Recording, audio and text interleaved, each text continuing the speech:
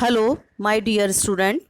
आज हम पानीपत में मराठों की पराजय के कारण के बारे में जानकारी प्राप्त करेंगे कि क्या कारण थे जिससे कि मराठे पराजित हुए। पहला जो कारण है वह है प्रतिद्वंदी सेना नायक।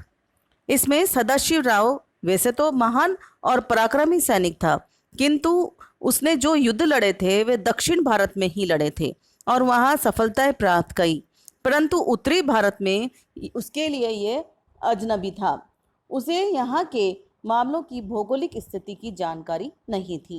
दुर्भाग्यवश उसे उस युग के सर्वोच्च सेना नायक अब्दाली से सामना भी करना पड़ा।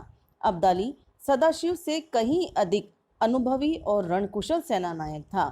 उसने भाव की भांति अपनी सेना के किसी एक भाग का व्यक्तिगत रूप से नेतृत्व नहीं किया, अपितु कुछ दूरी से पूर्ण शांति के साथ संपूर्ण युद्ध का निरीक्षण करता रहा और अंतिम दांव के लिए 10,000 सैनिकों का एक दस्ता सुरक्षित रख छोड़ा और उसी सुरक्षा दस्ते ने इस युद्ध का पासा पलट दिया। सेकंड पॉइंट हमारा है प्रतिद्वंदी नायक। आपको पहला पॉइंट समझ में आएगा गया होगा कि प्रतिद्वंदी सेना नायक। सेना नायक कौन आपस में? सदाशिवराव भाऊ और अहमद शाह अब्दाली। अब प्रतिद्वंदी नायक अब्दाली के पास जहान खां, शाह पसंद खां, अताई खां, करीम खां, शाह वली खां, नजीब खां सेना नायक थे जो एक से एक बढ़कर थे। भाऊ के पास उनकी टक्कर का एक भी नायक नहीं था। मल्हार राव अब ये बूढ़ा हो गया था और नवयुवक जनकोजी सिंधिया तथा अन्य मराठा नायक विभिन्न अवसरों पर अब्दाली के हाथों परास्त हो गए थे और अपना आत्मविश्वास खो चुके थे। इब्राहिम गारदी और उसके सैनिकों के प्रति भाव की विशेष कृपा से मराठा सेना नायकों में इतना गंभीर मतभेद पैदा हो गया कि वे अंतिम समय तक ठोस कदम नहीं उठा पाए। मल्हार राव होलकर पर तो यह आरोप भी लगाया गया कि वह पहले से ही नजीब खां और शाह पसंद खां से साठगांठ किए हुए था। तो यह कारण रहा मराठों की पराजय का। प्रतिद्वंदी नायक हमने जो पढ़ा अभी, इसके बाद थर्ड पॉइंट हम पढ़ेंगे प्रतिद्वंदी सेना। ये सारे पॉइंट्स मैंने आपको आपकी स्क्रीन पर शो कर रखे हैं और इसी को आप देखें और समझें। तो तीसरा पॉइंट है हमारा प्रतिद्वंदी सेनाएं। मराठा सेना सामंतवादी संगठन से दूषित रोग से पीड़ित थी।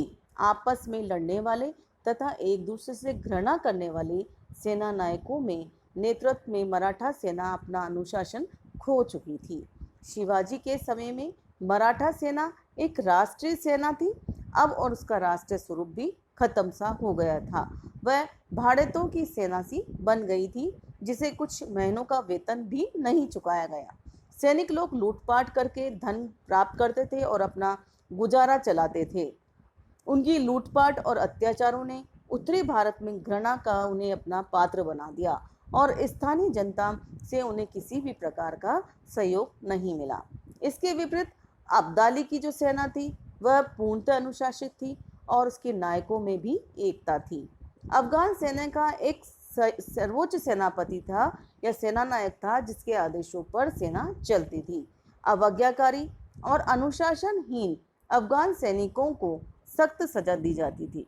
नेक्स्ट पॉइंट है हमारा सैनिक शिविरों की स्थिति। अब देखेंगे हम क्या स्थिति थी। पानीपत में भाव का शिविर भीड़ भाड़ से भरा हुआ था। आप इसकी इमेज करें कि किस तरह से होगा भीड़ भाड़ से भरा हुआ। क्या क्या था उसमें जो भीड़ भाड़ हो गई, ये देखें आप इसमें क्या क्या थे। मराठा अधिकारियों की पत्नियां, उनकी रखेलें, नौकरानियों के अलावा दक्षिण भारत में तीर्थ स्थल पर या तीर्थ यात्रा पर आने वाले असंख्य नर नारी भी इसमें शामिल थे। मराठा शिविर में हजारों जानवरों की उपस्थिति थी और ये कठिनाई का कारण बनी। युद्ध में भाग लेने वाले मराठा सैनिकों की संख्या कम थी। वे अब्दाली के 60,000 सैनिकों के मुकाबले में 45,000 सैनिक ही जुटा पाए। अफगानों के पास 10,000 द्वितीय श्रेणी के सैनिक थे जबकि मराठों के पास केवल 15,000 ही थे। ये थी हमारे मराठों के सैनिक शिविरों की स्थिति। मतलब कोई अनुशासन नहीं, भीड़ भाड़ जिसमें स्त्रियों की संख्या अधिक थी। नेक्स्ट पॉइंट है खाद्यान्न व्यवस्था। 5वां पॉइंट हमारा खाद्यान्न व्यवस्था का है। खाद्य पदार्थों की अपर्याप्त व्यवस्था मराठों की पराजय का एक प्रमुख कारण सिद्ध हुई। दक्षिण से कूच करने के समय से युद्ध के समय तक भाव को इस विषय पर निरंतर कठिनाई का सामना करना पड़ा। पानीपत में भाव को सर्वाधिक कठिनाई इस खाद्यान्न व्यवस्था की वजह से ही हुई। मराठा शिविर में दुर्भिक्ष की स्थिति पैदा हो गई और भूखे मरने की अपेक्षा युद्ध में वीरगति प्राप्त करना अधिक अच्छा मानकर भाव को अचानक आक्रमण करने का निर्णय लेना पड़ा। इसके विपरीत भारतीय मुसलमान नेताओं की सहायता से अब्दाली की सेना के पास कोई भी खाद्य पदार्थों की कमी नहीं रही। इतिहासकार यदुना सरकार ने लिखा है कि पानीपत के मैदान पर जिस मराठा सेना ने अफगान का सामना किया वह अधमरे देशी टट्टुओं पर भूख से पीड़ित कमर झुकाए सैनिकों का एक झुंड मात्र था। स्पष्ट हो रहा है कारण पराजय का। जिसको पेट भरकर खाना भी नहीं प्राप्त मिल रहा वह विजय की क्या सोचेगा।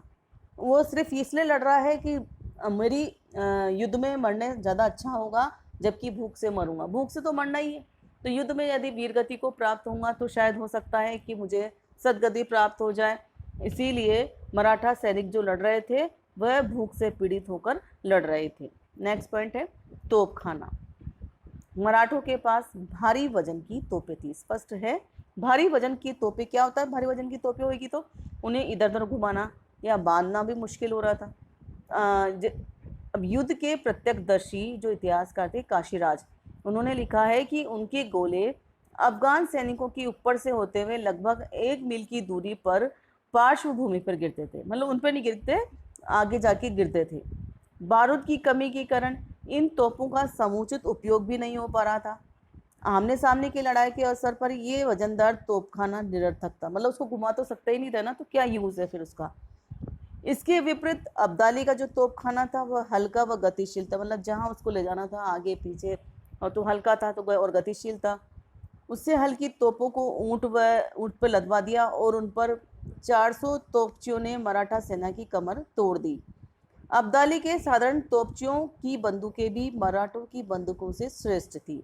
अफगान सैनिक आग्नेय अस्त्रों के संचालन में भी मराठों से अधिक निपुण थे। स्पष्ट हो रहा है। नेक्स्ट पॉइंट है गंभीर भूलें। क्या क्या गंभीर भूलें खरी जो मराठों की पराजय का कारण बनी। देखिए, पानीपत में मराठों की पराजय के लिए उनके द्वारा समय समय पर की गई गंभीर भूलें भी कम उत्तरदायी नहीं थी। कुंजपुरा की तरफ अभियान पर जाते समय भाव ने राजधानी दिल्ली की सुरक्षा के लिए किसी महत्वपूर्ण सेनानायक को न रखकर गंभीर भूल की। पहला कारण, गंभीर भूल में पहली भूल, क्योंकि अफगानों ने पीछे से आकर दिल्ली पर नियंत्रण कर लिया और भाव का दक्षिण से संपर्क तोड़ दिया। यमुना नदी की घाटों पर और पुलों की निगरानी के संबंध में भी भाव ने पर्याप्त ध्यान नहीं दिया, जिससे अफगानों को यमुना पार करने में विशेष प्रतिरोध का सामना नहीं करना पड़ा। भाव की योजना अब्दाली की नाकेबंदी करके उसे भूखे मारने की थी, लेकिन वो खुद ही इसमें फंस गया। इस पर भी उसने स्थिति का सही मूल्यांकन नहीं करा और वह व्यर्थ ही समय नष्ट करता रहा और युद्ध के लिए उसने कोई ठोस योजना नहीं बनाई। नेक्स्ट पॉइंट है हमारा कूटनीतिक असफलता। पानीपत में मराठों की पराजय का एक प्रमुख कारण उनकी कूटनीतिक असफलता है। पेशवा बालाजी ने अपने स्वार्थ नीति के द्वारा उत्तरी भारत की लगभग सभी प्रमुख शक्तियों की सहानुभूति को खो दिया। उसके उत्तरी अभियानों का ध्येय बिना किसी भेदभाव के सभी से अधिक धन बटोरना था। राजपूत शासकों को आशा थी कि मुगलों से प्रतिरोध लेने मराठा उनकी सहायता करेंगे, परंतु मराठों ने उन पर मुगलों से भी अधिक जुल्म किए। परिणाम यह निकला कि मराठों के वे शत्रु बन गए और पानीपत के अवसर पर उन्होंने मराठों को किसी भी प्रकार का सहयोग नहीं दिया। सूरजमल जाट ने शुरू में मराठों का साथ दिया था, परंतु मराठे उसे संतुष्ट नहीं कर सके और वह भी मराठा शिविर छोड़कर चला गया। अवध के शुजाउद्दौला को अपने पक्ष में रखने के लिए भी कोई कदम नहीं उठाए गए। इसके विपरीत अब्दाली को नजीब खां जैसे की सेवा उपलब्ध हो गई, जिसने बुद्धिमत्तापूर्ण प्रचार और इस्लाम की रक्षा की अपील की और उत्तरी भारत के सभी प्रमुख मुसलमानों को अपने झंडे के नीचे एकत्र करने में सफलता प्राप्त की। मराठों की पराजय का मूल कारण वस्तुतः भारतीय मुसलमानों को अब्दाली से मिलने से न रोक पाना और हिंदू शक्तियों का सहयोग प्राप्त न कर पाना था। अंतिम कारण सदाशिवराव भाऊ द्वारा अपना संयम को खो देना।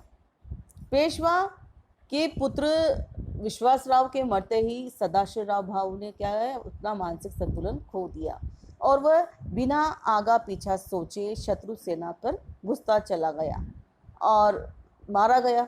यदि भाव व्यक्तिगत भावनाओं पर काबू रखकर सेनापति के उत्तरदायित्व को निभा पाता तो मराठों का इतना विनाश नहीं होता। तो ये थी हमारे पानीपत में मराठों की पराजय के कारण। धन्यवाद।